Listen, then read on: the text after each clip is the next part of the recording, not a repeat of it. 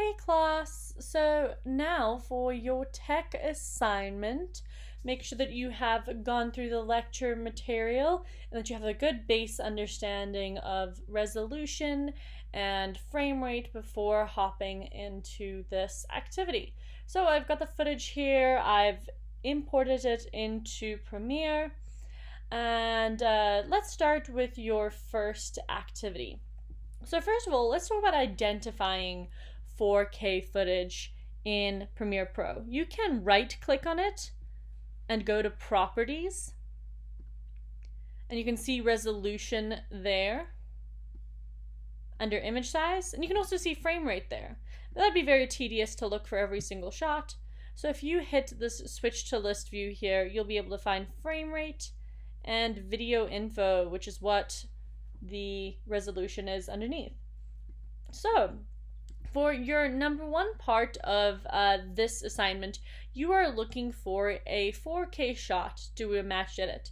So a 4K shot is going to be a shot where the second number is more than 1080, because 1080 is full HD.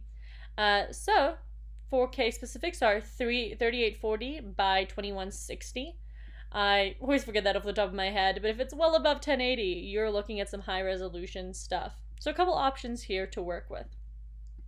But first, we want to set up our timeline, because if you just drag and drop this 4K shot into the timeline, you now just made a 4K timeline, which is not what we want to do for this project. So I'm going to hit Edit Undo, which is Command Z on my Mac. I'm going to say File, New, Sequence, and I'm going to go into Digital SLR and hit DSLR 1080p 30. That's what the instructions say to do. This is your standard broadcast format, full HD. If you shot in 24 frames per second and you weren't doing something for broadcast, you could choose that timeline.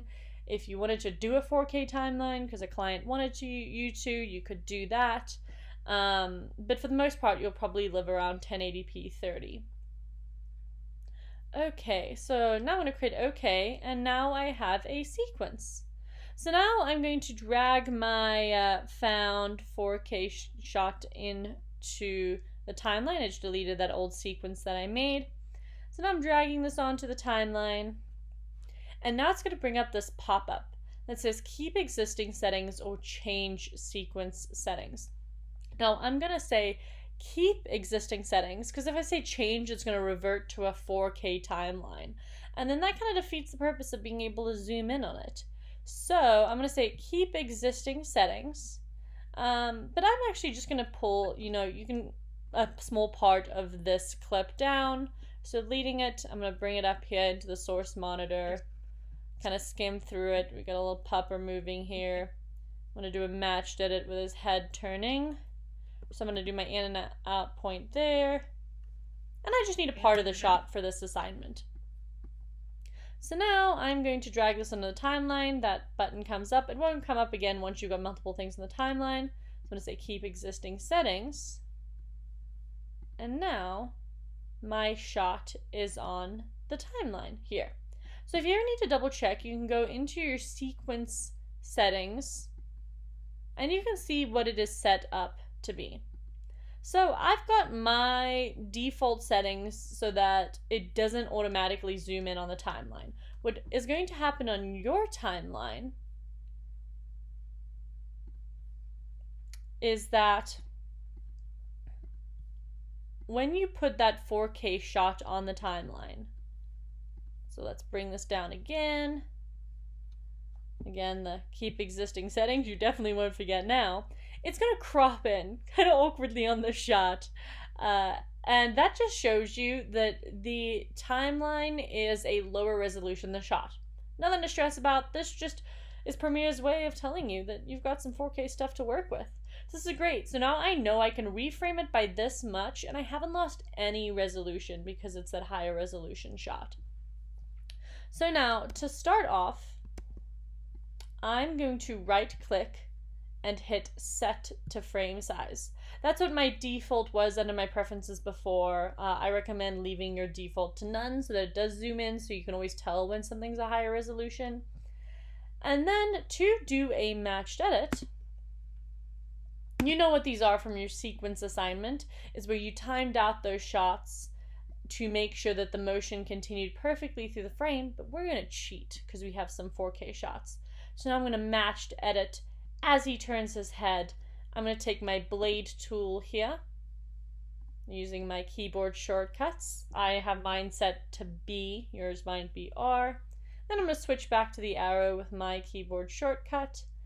And then I am going to zoom in, and I'm just double clicking there to get these blue boxes up so that I can have a matched edit of the dog turning his head there. So now let's take a look. Maybe I want to change my timing of it a little bit there. So I'm going to extend this shot out. Voila! I have a matched edit. So, find a new one. Don't cheat and copy me. Well, either way, if you choose to use this shot for your 4K option, the next 4K option that you pick has to be different. I'm going to show you on the same one, so you have to go through and find a different 4K shot in the footage there. So now we have a matched edit. This is cheated because you didn't have to time everything out. I just made a cut, so it was perfectly timed out. And this is a great way to use 4K footage, create some of those matched edits. But remember that not all 4K shots are made to do matched edits. Do something that you would actually see as a matched edit in a project for this one shot. So, this is an example of one. You know, you can choose from the other footage, but just make sure that it makes a good matched edit. Like I said, not everything is going to make a good matched edit. And if you want to see if you've zoomed in past the point of dropping the resolution, you can go into Effect Controls. And you see this number here? It says scale is 95%.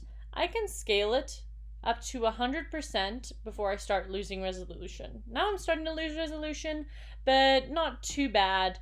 So it's not super noticeable. You want to make sure you're not going much past 100%, otherwise it's going to be grainy. If you can't see those blue boxes, you can just change this drop down to, let's say, 50%. Okay, that didn't do enough. Let's do 25. And that doesn't do anything to the actual footage. It just makes me able to see these little blue boxes as I double click on it. So there you go. So now you've got your matched edit. Now the next thing is doing a keyframe movement. And so you are going to pick a different 4K shot. I'm going to demonstrate on the same 4K shot because I don't want to make your life too easy. Now we're going to drag this onto the timeline. You've picked a different one. You can't reuse shots.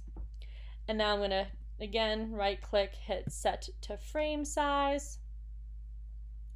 And what I'm going to do now is do what we call a keyframe movement. So basically this is an animation in Premiere Pro.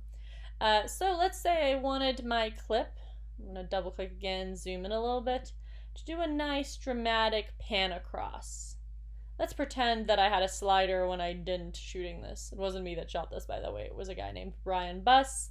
He did some awesome CSU videos, and we've watched the clips in a previous lecture of where this came from.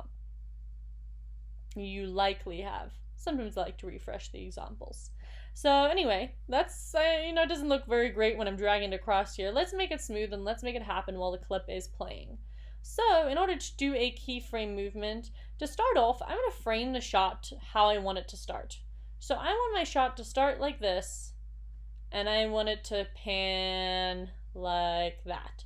So I want it to start like this, so I'm going to reframe it to how I want it to start. And then I'm going to go to the very beginning of my clip. Keyboard shortcut is the up arrow. And then I'm going to go into that Effect Controls panel again, and I'm going to hit the position stopwatch. And now you need to make sure that your play bar is at the beginning of the clip.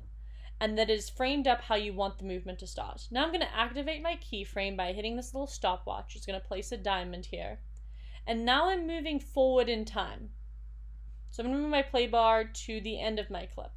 You can move it to the middle or somewhere else, but you want to move it to the spot when you want the movement to stop. So now, without touching this keyframe again, I'm just going to drag my shot to how I want it to end. Now you'll see it'll create a little blue line there, and that is the path that it is going to drag along. Make sure you're not clicking on the center point. This adjusts the anchor, so you want to be clicking the side there. And there you go. So I've told it where I want it to start. I've told it when and where I want it to end. I'm going to move this keyframe over there a little bit, and let's take a look and see what I've done.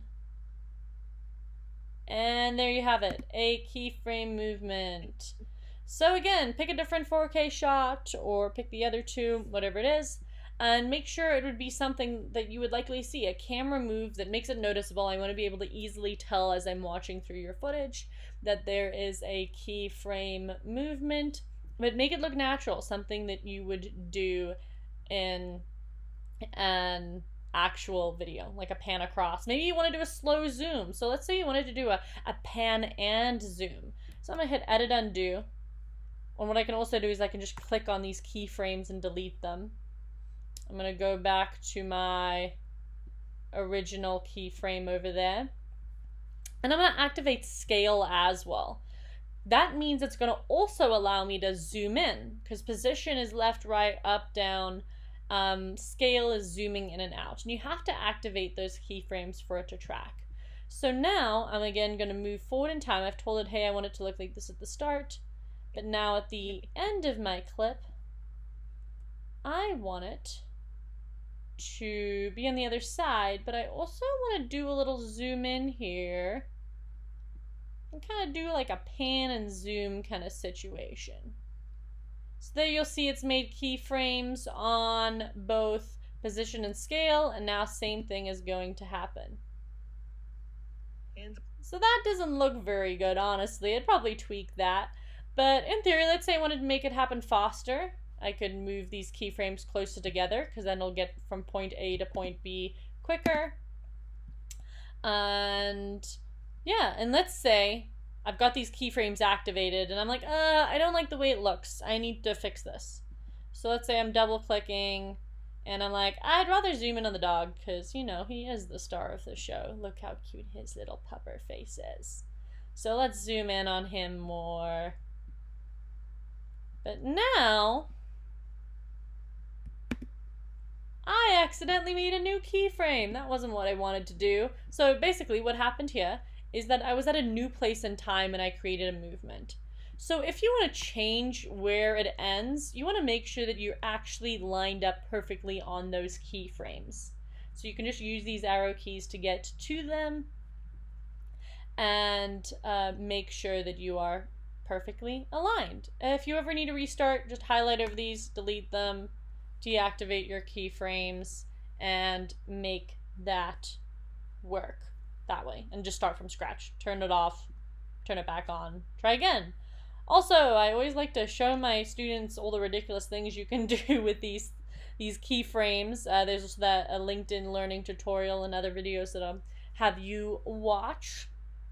But anything with a stopwatch means you can keyframe that effect. There are endless options, but a fun one's always rotation. Let's pretend we're in the 70s. And I want to start my clip. I'm going to activate my rotation. And let's say I'm feeling cheesy. I'm going to rotate my clip. I don't know, 8 seems like a good number. Let's go 8 times. But I want it to end right side up. So I'm just clicking and dragging here. And you know what? I also wanted to zoom in while I'm doing this. So here, I want to end with it zoomed in on Mr. Pupper here. So now let's take a look and see what I did. Nice and cheesy. I like to be a little ridiculous sometimes. Do not recommend. Do not demonstrate with this. I want to see something that you'd actually use in a shot. But just to demonstrate what you can do with keyframe movements, you tell it where to start and you tell it where and when to end. So that is part 1 of the assignment. And using 4K footage, reminder, I know I've said it 10 times, but I always see it. Please make sure you use 2 different shots. I know I used the same one, but you have to pick a new 4K shot. And again, these have to be 4K shots because you don't want to do a keyframe movement or a big keyframe movement on something that's not 4K because then you're losing resolution. When you zoom in on a 1080 shot, you're going to be losing resolution. Also, don't pick any CC shot and don't pick the soundbite.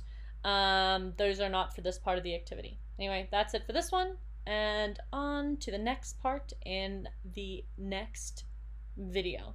But start with this first before you move on. Learn one thing at a time.